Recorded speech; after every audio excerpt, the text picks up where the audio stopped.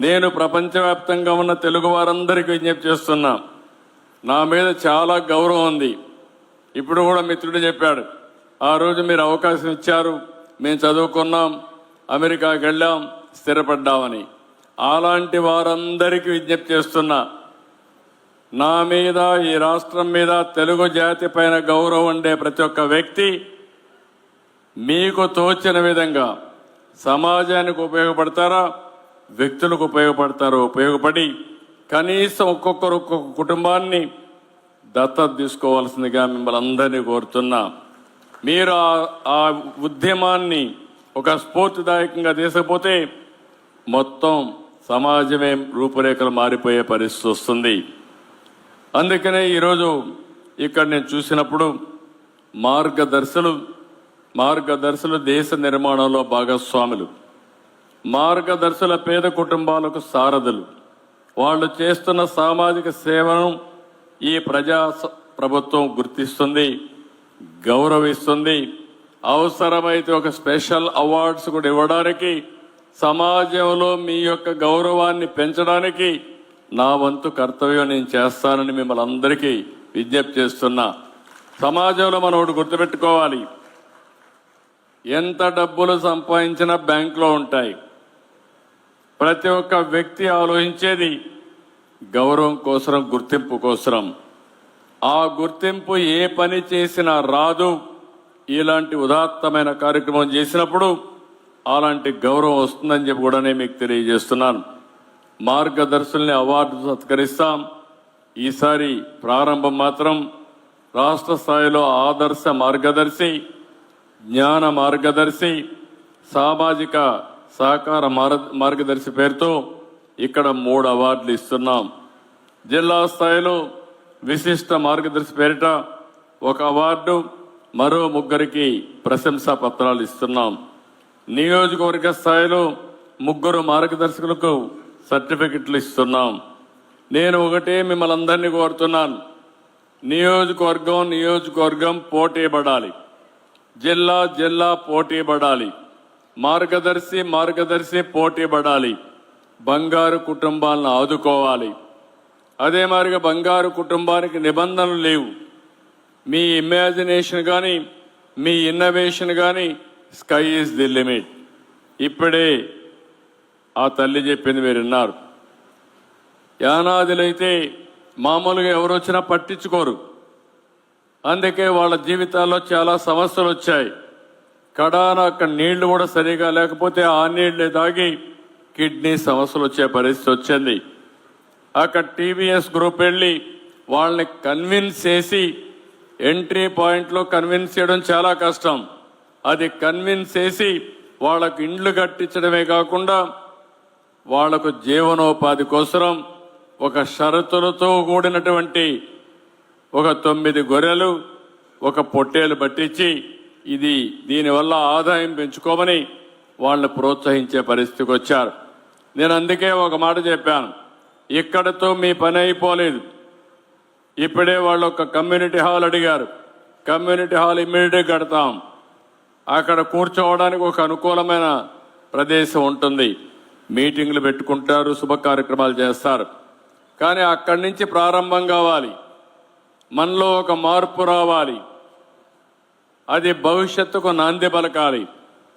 మనం అందరం కానీ అట్టడుగు నుండి యానాది, చెంచులు ఇలాంటి వాళ్ళని బాగు చేయగలిగితే దానికంటే నిజమైనటువంటి విక్టరీ కానీ, సేవ కానీ ఇంకోటి లేదని చెప్పి కూడా నేను మీకు తెలియజేస్తున్నా.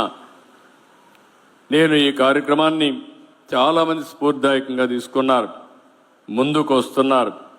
వాళ్ళందరికీ విజ్ఞప్తి చేస్తున్నా, మనందరం కలిసి సమాజంలో అందరికీ మెరుగైన జీవన ప్రమాణాలు అందించాలి. అందరూ గౌరవంగా బతకాలి. రాష్ట్రంలో సంక్షేమం, అభివృద్ధి సమతూకంగా ఉండేలా ఈ ప్రభుత్వం పనిచేస్తున్నాం. దీనికి మార్గదర్శుడుగా మరి వీరంతా చేతులు కలపగలిగితే మనం అనుకున్న స్వర్ణాంధ్ర 2047 విజన్ సాకారం చేసుకోవచ్చు. నేను మరీ చెప్తున్నాను, నా ఆలోచన ఒకటే, హెల్తీ, వెల్తీ, హ్యాపీ సొసైటీ. ఆరోగ్యకరమైన ఆంధ్రప్రదేశ్ని, ఎవరు పేదరికం లేకుండా ఆర్థిక అసమానతను తగ్గించే సమాజాన్ని, అందరూ ఆనందంగా జీవన ప్రమాణాలు కలిపే సొసైటీని చేయాలన్న నా ఆలోచన. ఇది ఈరోజు తాగదు, శాశ్వతంగా 10-20 అనేది శాశ్వతంగా ఉంటుంది. ఒకసారి పేదరిక నిర్మూలన అయిపోయినాక ఆగదు.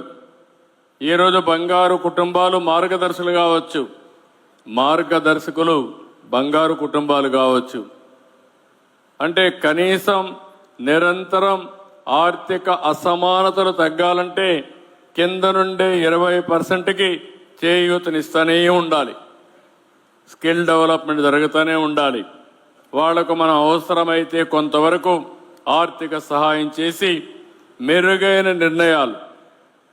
ఈరోజు ఒక నిర్ణయం ఆటోమేటిక్గా వారి జీవితాన్ని మారుస్తుంది. ఈరోజు ఒక విద్యార్థి 10th క్లాస్ చదువుకుంటారు. 10th క్లాస్ చదువుకునే విద్యార్థికి ఒక 5-6 సంవత్సరాలు ఆర్థిక సహాయం చేసి అతనికి స్పెషల్గా కోచింగ్ ఇచ్చి లేకుంటే మోటివేట్ చేసి ఐఐటి పంపించగలిగితే అక్కడి నుంచి మోటివేట్ చేసి నెక్స్ట్ లెవెల్కి తీసుకుపోగలిగితే వాళ్ళు మనకంటే ప్రయోజకులుగా తయారైన ఆశ్చర్యం లేదు. అది సాధ్యం. ఆ సాధ్యం చేయడానికే ఈ ప్రయత్నం అని మరొకసారి మీ అందరికీ తెలియజేస్తున్నా.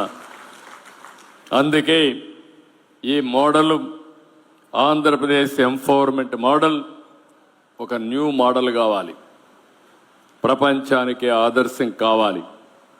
ఈరోజు మనం చేసే ఏ పనైనా సరే మంచి కానీ చెడు కానీ ఒక మోడల్ కింద తయారవుతాయి. అలాంటివి మనం మంచి చేసి మధ్యలో వదిలిపెడితే ఫలితాలు రావు. మంచిని కూడా లాజికల్గా తీసుకెళ్ళగలిగితే దానివల్ల ఫలితాలు వస్తాయి. అది ఒక చరిత్ర క్రియేట్ అవుతుంది. దానికి మీరందరూ కూడా ముందుకు రావాల్సి కోరుతూ మరొక్కసారి ఎవరైతే ఈ సంవత్సరం ఈ పవిత్రమైన సేవా కార్యక్రమంలో భాగస్వాములయ్యారో, P4ని అడాప్ట్ చేసుకున్నారో వారందరినీ ప్రభుత్వం తరపున మనస్ఫూర్తిగా ధన్యవాదాలు, కృతజ్ఞతలు. మళ్ళీ ఒకసారి ప్రభుత్వం తరపున కోరుతున్నా, మిమ్మల్ని అందరికీ అప్పీల్ చేస్తున్నా, సంవత్సరం కంటే ముందు రాష్ట్ర ప్రభుత్వం, నేను, పవన్ కళ్యాణ్, బీజేపీ అందరం కలిసి ఎన్డీఏ కలిసి ప్రారంభించాం. ఆ ప్రారంభం శుభ ప్రారంభంగా మారింది. ఈ సంవత్సరం చాలా అనుభవాలు వచ్చాయి. ఈరోజు కొంతమంది అయితే మార్గదర్శులు బంగారు మిత్ర కూడా పెట్టుకున్నారు. వీళ్ళల్లోనే ఒక బంగారు మిత్ర పెట్టుకుని వాళ్లే కోఆర్డినేట్ చేసేట్టుగా వాళ్ళకి ఎప్పటికప్పుడు కింది వరకు వాళ్ళల్లో ఉండి మోటివేట్ చేయడానికి కూడా ఉపయోగించారు. అదే ఇంకొంతమంది సెల్ఫ్ హెల్ప్ గ్రూపుల్లో బంగారు మిత్రం తీసుకున్నారు, డాక్రా సంఘం నుంచి తీసుకున్నారు. వాళ్ళు దగ్గరుండి చెప్పినప్పుడు వాళ్ళల్లో కూడా మార్పు వస్తూ ఉంది. అంటే ఈ మోడల్కి రిస్ట్రిక్షన్స్ లేవు. మీరు అనుకున్న గోల్ ఏ విధంగా రీచ్ అవుతారు, ఇన్నోవేటివ్గా రీచ్ అవుతారు. మీరు చేసినప్పుడు దాని ఫలితాలు చూసినప్పుడు మీకు కూడా ఒక తృప్తి, ఒక సాటిస్ఫాక్షన్ ఉండాల్సిన అవసరం ఉంది. అదే నిజమైనటువంటి ప్రోగ్రాం యొక్క విలువ అని చెప్పి కూడా నేను మీకు తెలియజేస్తున్నా. దీనికి కావాల్సినట్టు మేము అన్నీ కూడా చూస్తాం. ఇప్పుడు మీరు ఇచ్చిన అనుభవాలన్నీ ఉన్నాయి. అనుభవాలన్నీ తీసుకొని కొన్ని బెస్ట్ ప్రాక్టీసెస్ జిల్లాలో వేస్తాం, రాష్ట్రంలో వేస్తాం, కాన్స్టిట్యున్సీలు వేస్తాం.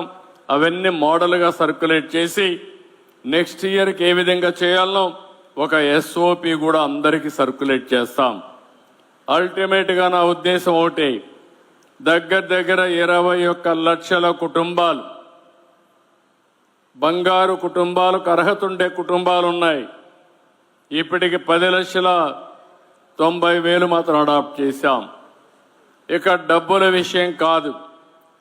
గవర్నమెంట్ అనుకుంటే 10 రూపాయలు ఇచ్చేయచ్చు, ఒకసారితో అయిపోతుంది.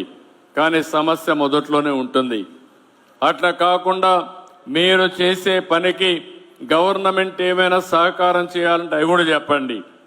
ఇప్పుడు వారు అడిగారు, ఆ విలేజ్లో ఇండ్లు కడతా ఉంటే హౌస్ సైట్ కావాలంటే ఇచ్చాం. నీళ్లు కావాలంటే ఇండ్లకు నీళ్లు ఇచ్చాం, కరెంటు కావాలంటే కరెంట్ ఇచ్చాం. అంటే ప్రభుత్వం ప్రైవేట్ పీపుల్స్ పార్ట్నర్షిప్ అనేది ఇది నిజమైన పార్ట్నర్షిప్.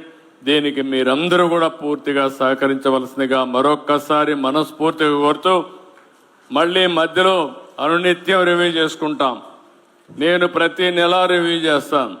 నేను అది కూడా చెప్తున్నా. ఇది నేను ఒకసారి అనుకుంటే దాన్ని లాజికల్గా తీసుకుపోయే వరకు మార్గదర్శకలో కూడా ఇంట్రెస్ట్ క్రియేట్ చేసి దీన్ని ఏ విధంగా తీసుకుపోగలుగుతామో తీసుకుపోయే వరకు అన్ని ప్రయత్నాలు చేస్తామని చెప్పి తెలియజేసుకుంటూ, మీరు కూడా వినూత్నమైన ఆలోచనలు ఉంటే మీరు అడాప్ట్ చేసుకున్న కుటుంబాలు అవి చూపేయండి. మీరు చేసింది బాగుంటే మేము కూడా దాన్ని అడాప్ట్ చేసుకొని మొత్తం అందరికి కూడా సర్క్యులేట్ చేసి దానివల్ల ఫలితాలని మెరుగైన ఫలితాలను రాబడతామని చెప్పి కూడా నేను మీకు తెలియజేసుకుంటూ, మరొక్కసారి ఈ పవిత్రమైన ఉద్యమంలో భాగస్వాములైన మిమ్మల్ని అందరినీ పేరు పేరున మనస్ఫూర్తిగా అభినందిస్తూ అందరి దగ్గర సెలవు తీసుకుంటున్నాను. జై హింద్, జై భారత్, జై తెలుగు తల్లి.